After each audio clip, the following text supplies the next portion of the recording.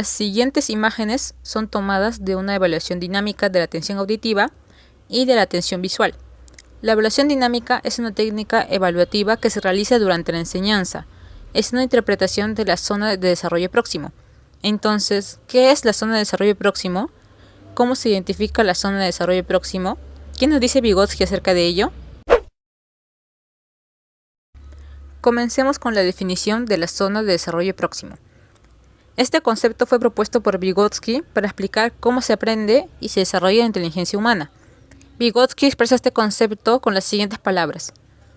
No es otra cosa que la distancia entre el nivel real de desarrollo, determinado por la capacidad de resolver independientemente un problema, y el nivel de desarrollo potencial, el cual está determinado a través de la resolución de un problema bajo la guía de un adulto o en colaboración con otro compañero más capaz.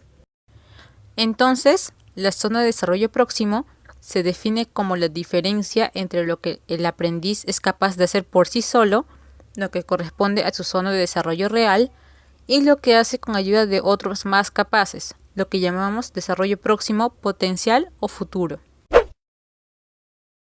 La evaluación dinámica es una técnica de evaluación durante la enseñanza.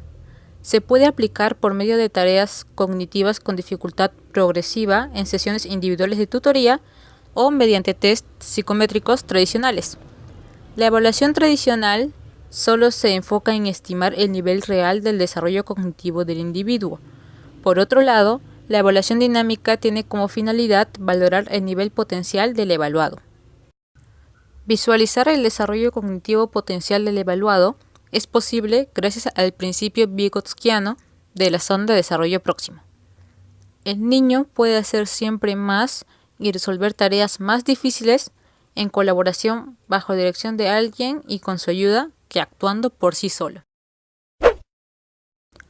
Ahora conoceremos un poco de la vida y obras de Vygotsky, también conocido como el Mozart de la psicología.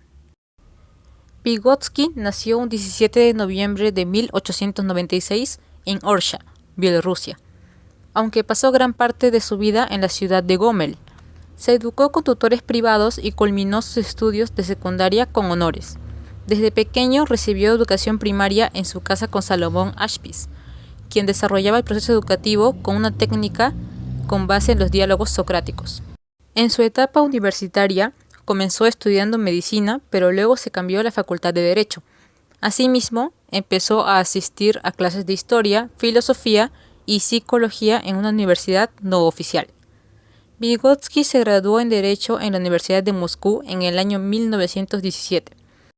Al culminar sus estudios, fue a Gomel, donde comenzó a trabajar como profesor de literatura hasta el año 1923.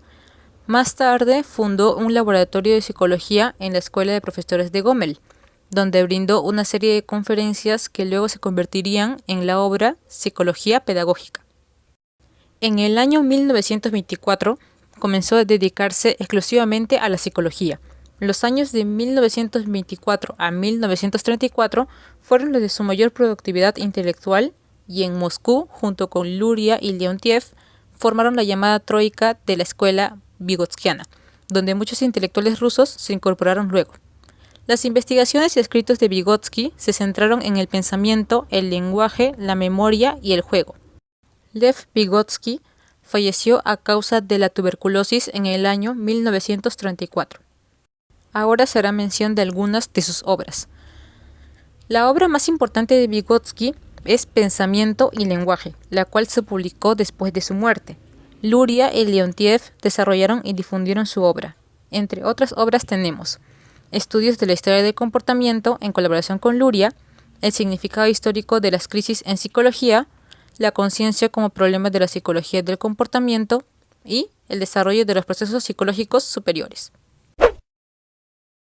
Pasando a hablar acerca de las tesis de la teoría de Vygotsky, se puede mencionar que estas están muy ligadas a su obra y que se presuponen mutuamente.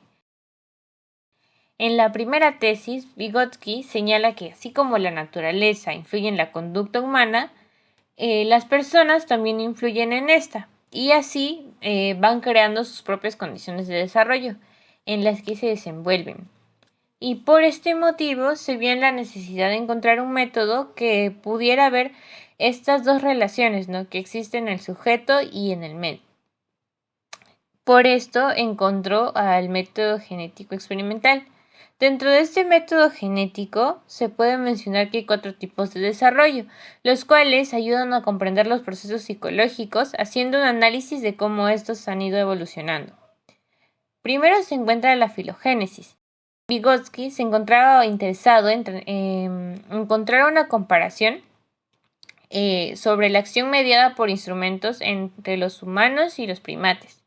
Y de ahí pudo concluir que los primates tratan de resolver los problemas realizando acciones que se ven limitadas por los factores del contexto. Sin embargo, los humanos tienen ciertas herramientas representacionales que los ayudan a poder superar estos factores. Y en estas herramientas se muestra la diferencia entre las funciones mentales superiores y elementales o inferiores. Continuando, hablando acerca de la ontogénesis, se puede mencionar que es el punto de encuentro de la evolución biológica y sociocultural. Aquí se mencionan los dos planos, ¿no? El plano natural, que vienen a ser las características que nosotros poseemos y que se transmiten genéticamente, y además de esto configuran el funcionamiento mental elemental, y también se encuentra el plano cultural, que se traduce mediante el lenguaje y otros sistemas simbólicos para adquirir las funciones psicológicas superiores. Estos dos interactúan y operan al mismo tiempo. A esto se le denomina multiplicidad de fuerzas evolutivas. Pasando a hablar acerca de la microgénesis, podemos mencionar que cada fenómeno psicológico sigue un proceso para convertirse en tal y tiene un pasado, ¿no? Tiene una historia de trasfondo. La historia se podría mencionar de cómo uno aprende a leer, a escribir, de cómo uno aprende a atarse los zapatos, a andar en bicicleta y a ciertos comportamientos como estos. Aquí se hace referencia a que nosotros no nacemos con estas habilidades, ¿no? No nacemos listos para poder realizarlas, sino que esto tiene que seguir un paso a paso o un proceso.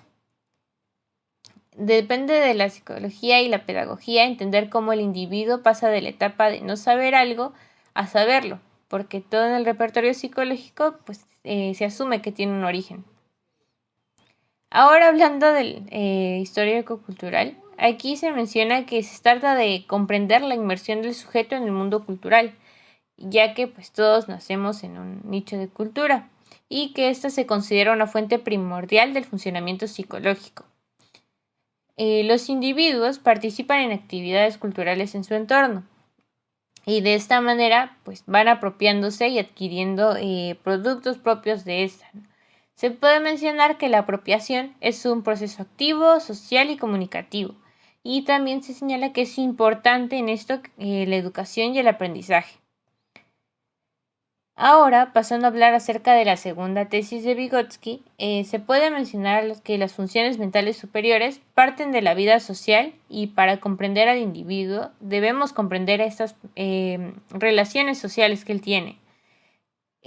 También la naturaleza psíquica de los seres humanos representa el conjunto de las relaciones sociales interiorizadas que se han convertido en funciones para el individuo y forman la estructura de este. Dentro de esta segunda tesis vamos a mencionar a la Ley Genética General del Desarrollo Cultural del Niño, la cual se encuentra fuertemente vinculada al método genético, pero también hace referencia al estudio de los precursores de las funciones intrapsicológicas. Y estas son claves para comprender las funciones mentales en el individuo. Esta ley tiene algunas propuestas que no han podido ser compartidas o comprendidas por algunos psicólogos actuales, ya que pues implica mucho más que la idea de que las funciones mentales en el individuo debido a su participación en la vida social. Tiene dos implicaciones básicas, en las cuales se mencionan que sostiene que las estructuras y procesos específicos de las funciones intrapsicológicas pueden ser rastreados por sus precursores genéticos, hablando acerca del plan interpsicológico, lo cual ya ha sido mencionado anteriormente. Y también afirma que las funciones mentales superiores se pueden aplicar a formas de vida tanto social como individual. Pasando a la tercera tesis, vamos a mencionar que esta se encuentra centrada en la mediación, en la cual se menciona que las funciones mentales superiores y la acción humana en general se encuentran mediadas por ciertas herramientas, ¿no? Herramientas técnicas y también por signos o herramientas psicológicas. Vygotsky señaló al lenguaje y a los sistemas de signos como parte y mediadores de la acción humana. Entre las herramientas psicológicas se incluyen los distintos tipos de sistemas de signos, sistemas de numeración, también trabajos de arte, mapas, dibujos y en general pues todo tipo de símbolos convencionales. Pero se señala el lenguaje como un instrumento mediador por excelencia de la acción humana. Así también se muestra que este es un esencial y regulador de la relación que tenemos con el mundo exterior. Pasando a hablar acerca del método instrumental en psicología, podemos mencionar que en el comportamiento del hombre surgen una serie de dispositivos artificiales dirigidos al dominio de los propios procesos psíquicos. Por analogía con la técnica, estos dispositivos pueden recibir, con toda justicia, la denominación convencional de instrumentos psicológicos. Estos son creaciones artificiales. Estructuralmente, son dispositivos sociales y no orgánicos o individuales, que están dirigidos al dominio de los procesos propios o ajenos. Como ejemplo de instrumentos psicológicos y de sus complejos sistemas, pueden servir el lenguaje, las diferentes formas de numeración y cómputo, los dispositivos mnemotécnicos, el simbolismo algebraico, las obras de arte, la escritura, los diagramas, los mapas, los dibujos, todo género de símbolos convencionales, etc. La Ley General del Desarrollo Cultural del Niño. Para poder explicar los orígenes sociales de las funciones mentales humanas, Vygotsky propone la Ley Genética General del Desarrollo Cultural, donde establece que toda función en el desarrollo cultural del niño aparece dos veces, primero en el plano social y después en el plano psicológico. Pero primero aparece entre personas como una categoría interpsicológica y luego dentro del niño como una categoría intrapsicológica. De esta manera, se considera que el aprendizaje estimula y activa una variedad de procesos mentales que afloran en el marco de la interacción con las otras personas. Esto resulta igualmente válido en relación a la atención voluntaria, la memoria lógica, la formación de conceptos y el desarrollo de la voluntad.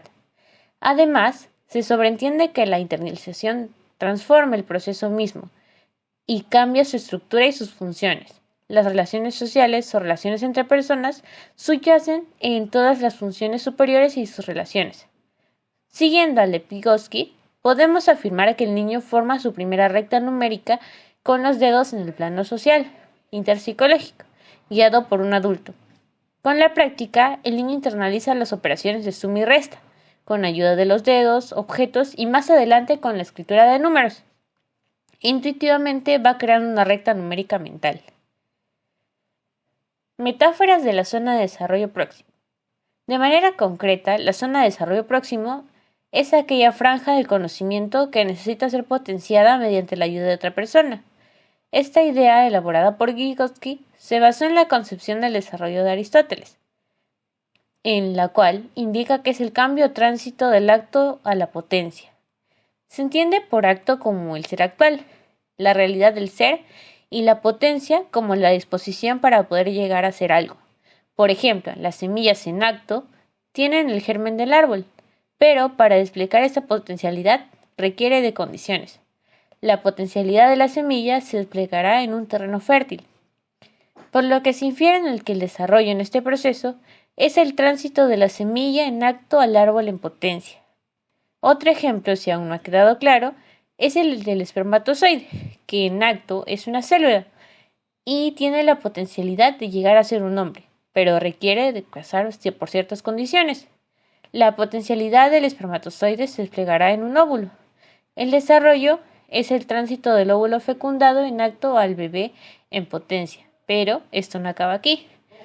Un bebé en acto tiene la potencialidad de llegar a ser un adolescente, pero requiere de ciertas condiciones. El desarrollo es el tránsito del bebé en acto a la potencia de llegar a ser un adolescente y así sucesivamente.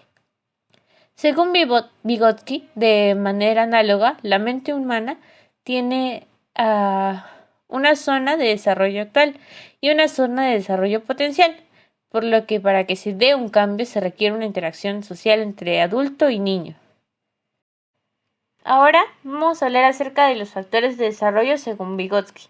Él plantea que existen dos factores de desarrollo, los cuales son la maduración del sistema nervioso y endocrino y la interacción social, es decir, la educación. El desarrollo se define en términos de aparición y transformación de diversas formas de representación mental, como lo son los conocimientos motores, icónicos y simbólicos, siendo el aprendizaje, con ayuda en contextos educativos, su motor. En otras palabras, como señala la ontogénesis en su primera teoría, se van a encontrar dos planos del desarrollo, el natural, que en este caso será representado por la maduración del sistema nervioso y endocrino, y el cultural, que está representado por la interacción social. Por ejemplo, el aprendizaje escolar de la escritura es dominar un artefacto mediador, como la automatización de reglas de correspondencia, grafema y fonema, con el cual podemos ampliar nuestra capacidad de registro, memoria y comunicación. Asimismo, con la asimilación de conocimientos estructurados en mitos, creencias, valores, teorías académicas, entre otros, podemos regular y planificar nuestra conducta. Pasando a hablar acerca del umbral inferior y superior, podemos mencionar que en la imagen siguiente se presenta lo que pertenece a un modelo que está basado en la descripción hecha por el mismo Vygotsky en su libro Pensamiento y Lenguaje. Él aconsejaba en 1934 que se debía determinar los umbrales inferiores y superiores del aprendiz. El umbral inferior, haciendo alusión al conocimiento previo que ellos tenían, y el umbral superior, que es el conocimiento nuevo que se les quería enseñar, porque dentro de estos umbrales se encontraba la zona de desarrollo próximo, y fuera de esta no estaba el aprendizaje. Citando las palabras del propio Vygotsky, enseñarle a un niño aquello que es incapaz de aprender es tan inútil como enseñarle lo que es capaz de realizar por sí mismo. La enseñanza sana y fecunda es aquella que aprovecha la zona de desarrollo próximo, por lo que Vygotsky nos señala un punto medio, que es la enseñanza sana y fecunda, que se da dentro de la zona de desarrollo próximo. Es decir, enseñando ni muy difícil como para que frustre la asimilación, ni muy fácil como para desmotivar al alumno. Ahora veremos los estadios de la zona de desarrollo próximo. Estos estadios hacen alusión a lo que son etapas del aprendizaje. Este modelo, que se muestra en esta imagen, es más moderno y pertenece a Gallimore y Tarp. Las modernas investigaciones psicopedagógicas sugieren ir más allá de la zona de desarrollo próximo, ampliando nuevos estadios para asegurar la transferencia de conocimiento adquirido y el desarrollo metacognitivo como se puede apreciar en el modelo. Se resalta una de las variables más importantes en este desarrollo, la cual es el tiempo. En este modelo podemos identificar 4 estadios. El primer estadio, ayuda proporcionada por otros más capaces. Esta etapa se caracteriza por la mayor interacción social, puesto que la tarea está más allá de las habilidades del alumno y no puede resolverla por los conocimientos que posee. El profesor aquí ofrece medios auxiliares que reorganizan la tarea y aquí pueden ayudar a construir nuevas habilidades en el alumno. El segundo estadio, ayuda proporcionada por el yo. En esta, el aprendiz lleva a cabo la tarea sin ayuda de otros, porque se ha producido la internalización de modelos. Sin embargo, el desempeño aún no está plenamente desarrollado, y prueba de esto es que el aprendiz se autorregula con su propia habla, formando una especie de borrador mental. El estadio 3. Internalización y automatización del conocimiento. Se alcanza cuando desaparece el habla autorregulatoria en el aprendiz y la ejecución de la tarea es fluida e integral por efecto de la práctica. El estadio 4. Desautomatización del conocimiento y giro recursivo hacia la nueva zona de desarrollo próximo. El aprendiz enfrenta mayores niveles de complejidad en la tarea y sus conocimientos automatizados son insuficientes. Por lo tanto, se ve en necesidad de crear una nueva zona de desarrollo próximo. El aprendiz aquí asume el reto de recorrer una nueva zona de desarrollo próximo un poco más compleja, por lo cual necesita la ayuda de otros que sean más capaces. Los estadios 1 y 2 son la verdadera zona de desarrollo próximo. El estadio 3 es la etapa de fosilización, es decir, ya no hay un cambio sino una internalización, que es lo mismo decir una creación de memorias automatizadas. En el estadio 4 se da el reinicio de la nueva zona de desarrollo próximo, la cual fortalece la metacognición y la transferencia del aprendido en otros contextos. Los indicadores observables. Los psicólogos cognitivos están de acuerdo con la existencia de dos indicadores objetivos de toda inteligencia. Estos indicadores serán observables en algún punto del modelo puesto por Gallimo y Tarp. Estos son aprendizajes eficiente y transferencia o aplicación. Aprendizaje eficiente. Con este nos referimos a los conocimientos y estrategias aprendidas. Se puede observar en el tránsito del estadio 1 al 2. Asimismo, este aprendizaje puede ser rápido o lento, y su velocidad depende de la inteligencia heredada. La transferencia o aplicación. Se refiere a generalizar lo aprendido a nuevas situaciones. Es observable en el estadio 3 y 4. Es necesario poder recalcar que la capacidad de transferencia es el indicador importante por ser definitorio y predictivo de una inteligencia. Este puede ser amplia o escasa. Este indicador se relaciona más con la inteligencia cultural, es decir, con las habilidades que son producto de la educación formal. Observación objetiva de perfiles de desarrollo cognitivo en el niño. Basándonos en los indicadores observables mencionados anteriormente, se pueden describir los perfiles de desarrollo cognitivo. Estos perfiles de aprendizaje solo evidencian el funcionamiento intrapsicológico y sirven para evidenciar las siguientes características del aprendiz dentro de la zona de desarrollo próximo. Primero, tenemos a los aprendices lentos y de escasa transferencia. Ellos son aprendices que se toman su tiempo para poder aprender. Sin embargo, no pueden generalizar o aplicar lo aprendido a otras situaciones. También tenemos a los aprendices lentos de amplia transferencia. Estos aprendices también toman su tiempo para poder aprender, pero a diferencia de los anteriores, tienen la capacidad de trasladar sus conocimientos adquiridos a nuevas situaciones. Un claro ejemplo de ello son los aprendices metacognitivos. También tenemos a los aprendices rápidos y de escasa transferencia. Estos aprendices suelen aprender de manera más rápida, pero no pueden aplicar lo aprendido a nuevos contextos. Por último, tenemos a los aprendices rápidos y de amplia transferencia. Son aquellos aprendices que se caracterizan por aprender muy rápido y, sin embargo, tienen la capacidad de generar lo que han aprendido a nuevas situaciones. Un ejemplo sobre el poder de la zona de desarrollo próximo en la rehabilitación psicomotriz es el relatado por Shinichi Suzuki. Este famoso maestro de violín fue creador del método de educación del talento musical que lleva su nombre, el cual se caracteriza por la imprescindible interacción social adulto-niño.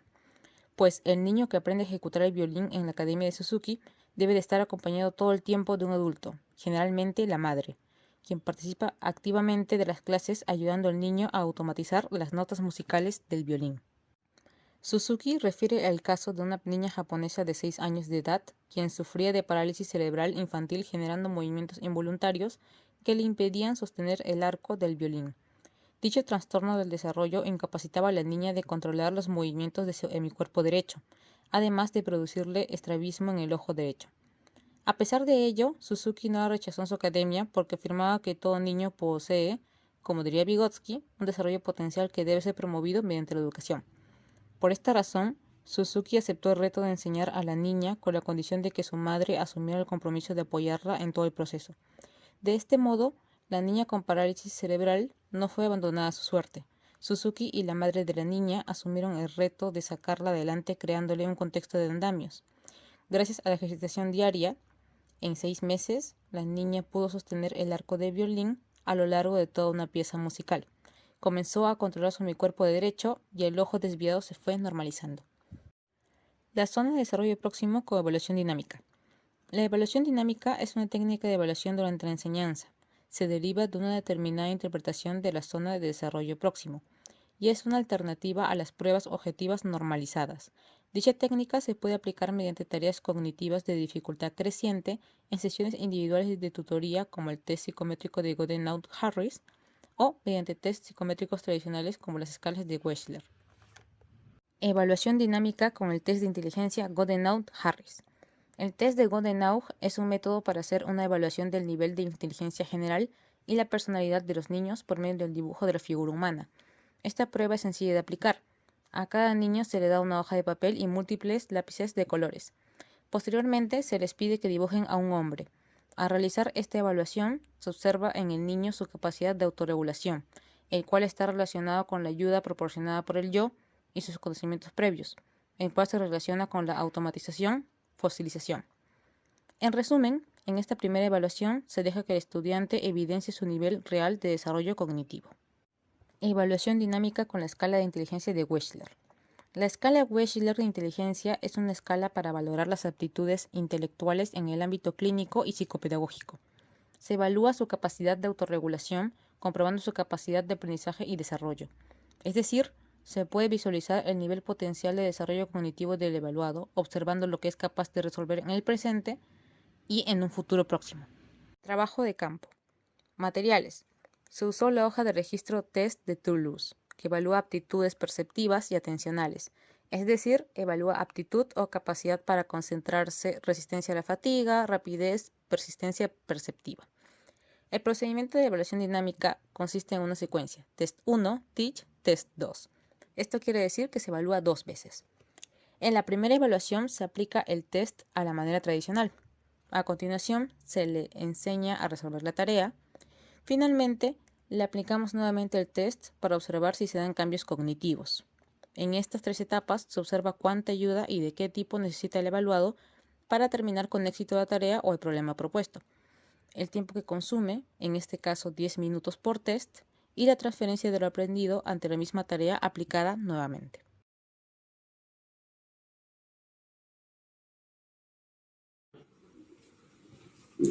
A ver, Karumi, vas a tener que buscar en toda esta hoja, me aparece un pupiletras. Sí. Vas a tener que buscar figuritas así, de estas 3 igualitas. Vas a tener que encerrarlas en un círculo. Ya. Y va a ser de izquierda a derecha. También, cuando yo diga 1 minuto, vas a tener que poner una cruz donde te hayas quedado. Ajá. Y de ahí continuar. Ya. ¿Ya? Está bien. A la cuenta de 3 vamos a comenzar. 1, 2, 3. Lo más rápido posible.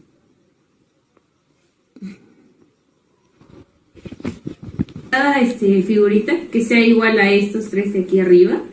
Y vas a tener que hacerlo de izquierda a derecha, empezando por la primera fila, luego por la segunda fila, ¿me estás escuchando? Luego por la tercera fila y así vas a seguir. Vas a tratar de hacerlo de la manera más rápida que puedas, ¿está bien? Te voy a dar un total de 10 minutos para que puedas hacer eso. Vamos a comenzar. ¿Tienes alguna duda? Está bien. 3, 2, 1.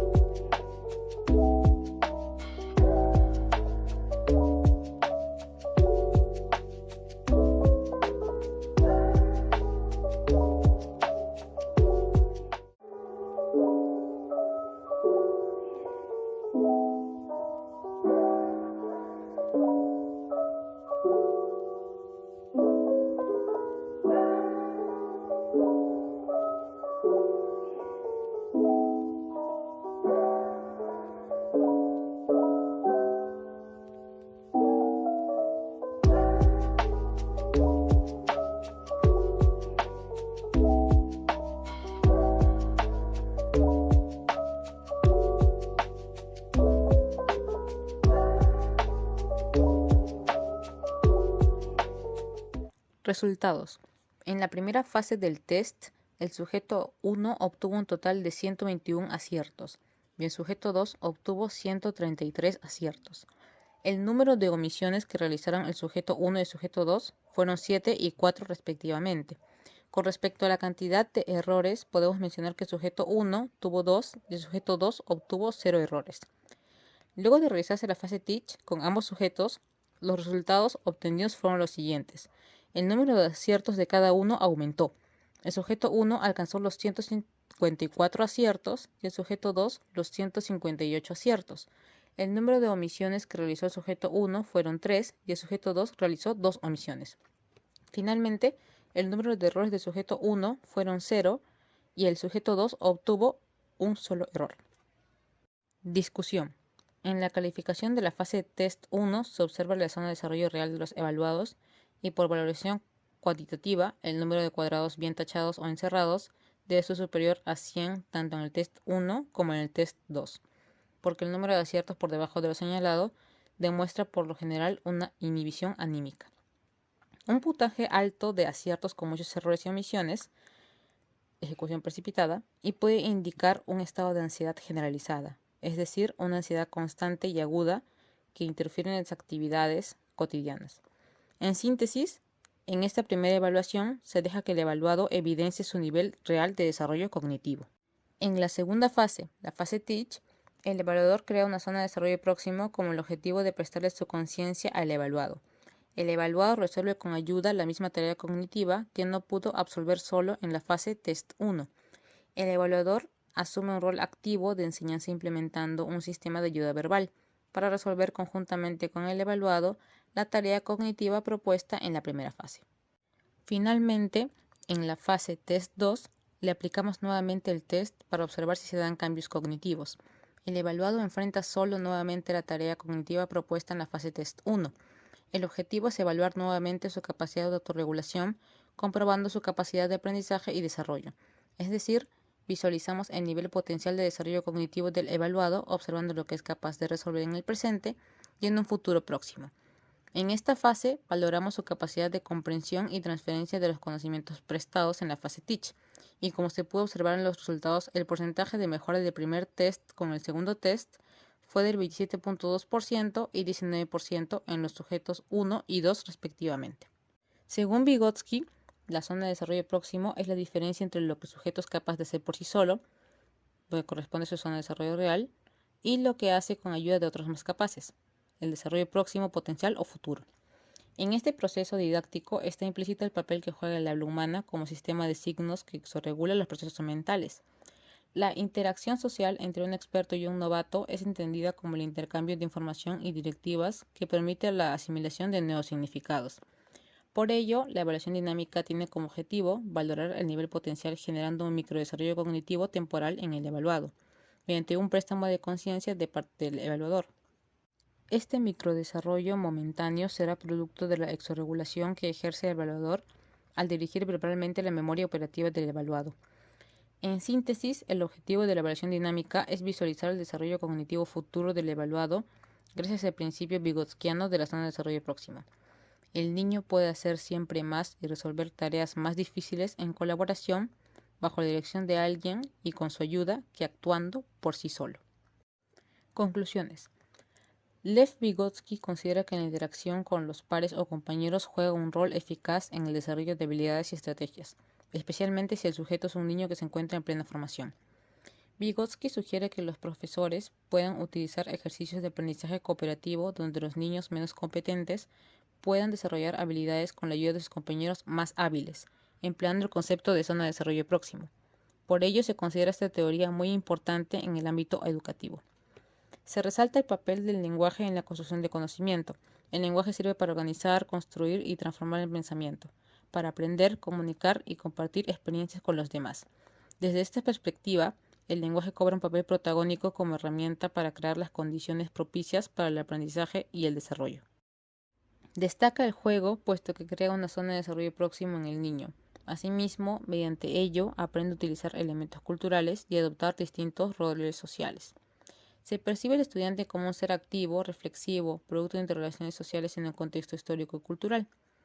este mismo reconstruye el conocimiento con los otros.